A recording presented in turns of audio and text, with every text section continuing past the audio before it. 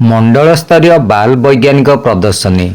31तम मंडल स्तरीय बाल वैज्ञानिक प्रदर्शनी गुंठुणी नीलकंठेश्वर उच्च विद्यालय और बंशीधर उच्च प्राथमिक विद्यालय ठारे मंगलवार पूर्वाह्न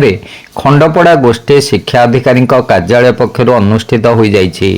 एही प्रदर्शनी रे ब्लॉकर समस्त विद्यालय छात्र छात्री माने 151टी विभिन्न प्रकल्प प्रदर्शित कराइथिले। एहार उद्घाटनी उत्सव रे संघर संपादिका प्रधान शिक्षयित्री शांतिलता राउत, सभा मुख्य कैलाश चंद्र कर,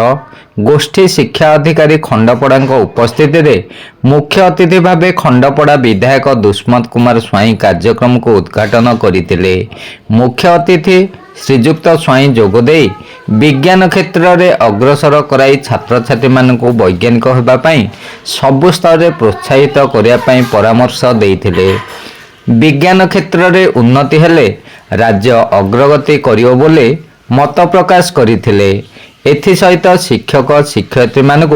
अधिक घंटाए समय पाठ पढ़ाई परामर्श देइथिले। एथिरे सम्मानित अतिथि भाव में खंडपड़ा ब्लॉक अध्यक्षा उपमा बेहरा, कटक लोकसभा सांसद खंडपड़ा ब्लॉक प्रतिनिधि चंद्रकांत बलियार सिंह, सहकारी गोष्ठी शिक्षा अधिकारी खंडपड़ा कलिंग चंद्र नायक, गुंठुणी सरपंच प्रतिमा परिड़ा, सभापति बंशीधर उच्च प्राथमिक विद्यालय परिचालना कमिटी राजकिशोर गुरु, खंडपड़ा रामचंद्र उच्च विद्यालय प्रधान शिक्षयित्री लिप्सानंद प्रमुख जोग देइथिले। सेहीपरि एहार उद्यापनी उत्सव रे खंडपड़ा गोष्ठी शिक्षा अधिकारी कैलाश चंद्र करंक सभापतित्व रे मुख्य अतिथि भावे खंडपड़ा ब्लॉक बीडीओ अंकुर अभिलाष, सम्मानित अतिथि भाव में नारायण दास सहकारी गोष्ठी शिक्षा अधिकारी खंडपड़ा, सुलोचना दास समिति सभ्या गुंठुणी पंचायत, कृपा सिंधु प्रधान प्रतिष्ठाता नीलकंठेश्वर उच्च विद्यालय, श्याम सुंदर राउत प्रधान शिक्षक नीलकंठेश्वर उच्च विद्यालय, शिक्षक दिलीप कुमार साहू प्रमुख जोग देइथिले। ଏହି କାର୍ଯ୍ୟକ୍ରମକୁ ଘୋଷକ ତଥା ଶିକ୍ଷକ ସିଦ୍ଧାର୍ଥ କୁମାର ମହାପାତ୍ର ସଂଯୋଜନା କରିଥିଲେ। ଶେଷରେ ବିଭିନ୍ନ ବିଦ୍ୟାଳୟର କୁନି ଛାତ୍ରଛାତ୍ରୀମାନଙ୍କ ଦ୍ୱାରା ବିଭିନ୍ନ ମନୋରଞ୍ଜନ ଧର୍ମୀ ସାଂସ୍କୃତିକ କାର୍ଯ୍ୟକ୍ରମ ଅନୁଷ୍ଠିତ ହୋଇଥିଲା। ମାନ୍ୟବର ବିଧାୟକ ଖଣ୍ଡପଡ଼ା ଶ୍ରୀଯୁକ୍ତ ସ୍ୱାଇଁ କୁନି ବୈଜ୍ଞାନିକମାନଙ୍କ ଦ୍ୱାରା ପ୍ରସ୍ତୁତ କରାଯାଇଥିବା ସମସ୍ତ ପ୍ରକଳ୍ପଗୁଡ଼ିକୁ ବୁଲି ଦେଖିବା ସହିତ ପ୍ରଶଂସା କରିଥିଲେ। ଏହି କାର୍ଯ୍ୟକ୍ରମରେ ସମସ୍ତ ସିଆରସିସି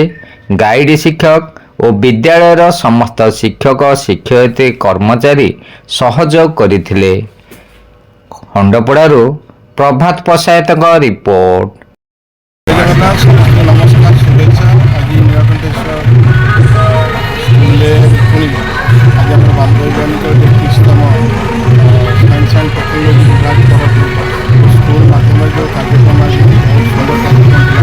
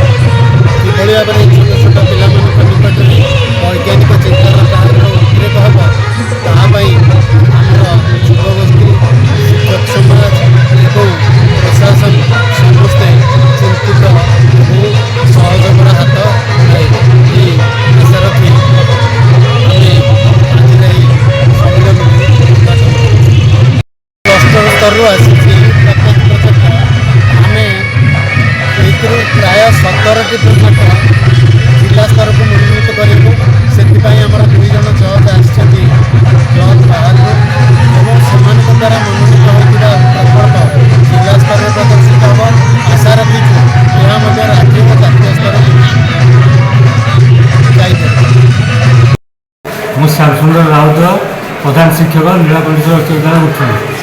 से मो आगर बहुत स्वप्न था ये अंचल जेहतु विद्यालय हो ना मुझे भावुली केमी ये अंचल विद्यालय हेले ये अंचल पे शिक्षित युवक मैंने शिक्षा किसी शिक्षा लाभ करेंगे से आज ब्लक स्तर विद्यालय जेहतु अनुष्ठित हो पार्टी तेणु आम अनुष्ठान आम ब्लक स्तर काम उत्तरदायी करूँ बहुत खुशी लगुच तेणु ये विज्ञान प्रति वर्ष हेले बहुत खुशी लगे आमर ये मैंने आम स्थानीय विधायक श्रीयुत दुष्मंत कुमार स्वाई महोदय एवं आमर बीओ श्रीयुत कैलाश चंद्र कर महोदय एवं आम एपीओ प्रदीप सार और नारायण सार एवं कलिंग सार एवं आम आरसीआई स्कूल प्रधान शिक्षार्थी लिप्सा मैडम एवं आम स्थानीय सरपंच समिति सभ्य एवं आम जो पाखे अच्छी भविष्य मध्य विद्यालय प्रधान शिक्षयित्री श्री शांतिलता राउत समस्ते योगदान कर सहित आमर कौन योगदान कर सेकेंड हाफ में आमर अच्छी आम जिला शिक्षा अधिकारी श्रीयुत चित्तरंजन पांडे महोदय अच्छा एडीओ मैडम मैंने अच्छा डीओ साहेब अच्छा समिति सभ्य अच्छा अतिथि 55 ऊर्ध्व प्रकल्प आसी 3 स्तरीय भाग नहीं सेकेंडारी एवं प्राथमिक एवं निम्न प्राथमिक विभिन्न प्रकार कार्यक्रम रखाई प्रथम पिला सकाल खाइबार व्यवस्था कराइला जलखिया कराइला उद्घाटन उत्सव कराला पिला लंच व्यवस्था कराई उद्यापन उत्सव अच्छी पिला सांस्कृतिक कार्यक्रम हाँ विभिन्न ନିଜସ୍ୱ ଶାରୀରିକ ମାନେ ଭଜନ ସମାରୋହ ବା ବିଜ୍ଞାନମୂଳକ ଭିତ୍ତିକ ଡ୍ରାମା ବା ବିଜ୍ଞାନଭିତ୍ତିକ ଗୀତ ଏବଂ ସଙ୍ଗୀତ ମଧ୍ୟ ଏଗାରଟି କ୍ଲଷ୍ଟରରେ 100 ହଁ 11ଟା କ୍ଲଷ୍ଟର ଅଛି 11ଟା କ୍ଲଷ୍ଟରରୁ 140ରୁ ଉର୍ଦ୍ଧ୍ୱ ସ୍କୁଲର ପିଲାମାନେ ଭାଗ ନେବେ ସରକାରଙ୍କର ନିୟମ ଅଛି ଏଇ ଯେଉଁ ପ୍ରକଳ୍ପ ଭିତରୁ କେଉଁମାନେ ଜିଲ୍ଲା ସ୍ତରକୁ ଯିବେ ସେଥିପାଇଁ DO ଜଜ୍ ଆସିଛନ୍ତି ବର୍ତ୍ତମାନ ସେ ପ୍ରତି ଷ୍ଟଲ୍କୁ ভিজিট করছেন এবং জজিং করছেন মার্কিং করছেন যে শ্রেষ্ঠ হবে সেকেন্ডারি লেভেল 3 জন উপর প্রাথমিক স্তর 3 জন এবং নিম্ন প্রাথমিক 3 জন 3 জন লেখে প্রকল্প বছাবে এভাবে বিদ্যালয় করা মোর বহুত স্বপ্ন লা বহুত দিন আশা লা যেহেতু ইয়ে হচ্ছে আমার খংড়া ব্লকর দক্ষিণ অঞ্চলের সীমান্ত অঞ্চল গ্রাম পঞ্চায়েত তেমন এই অঞ্চলের পিলাମାନେ জাঁয়া ମୁଁ ଆଶା କରିଥିଲି ତେଣୁ ଭାବୁଛି ନିଶ୍ଚିତ ଭାବରେ ଅଞ୍ଚଳ ପିଲାମାନେ ଯେଉଁ କୁନି କୁନି ବୈଜ୍ଞାନିକ ମାନେ ବାଳ ବୈଜ୍ଞାନିକ ମାନେ ଆଜି ଆସିଛନ୍ତି ଆଜି ଆମର ଏଇ ବୈଜ୍ଞାନିକ ମାନଙ୍କର ପାଦ ସ୍ପର୍ଶରେ ଆମର ଅନୁଷ୍ଠାନ ଏଇ ମାଟି ଧନ୍ୟ ହେଇଛି ଏବଂ ସମସ୍ତେ ଆଜି ଆନନ୍ଦିତ ଏଇ ଅଞ୍ଚଳ ସେ ଜାଣିବେ।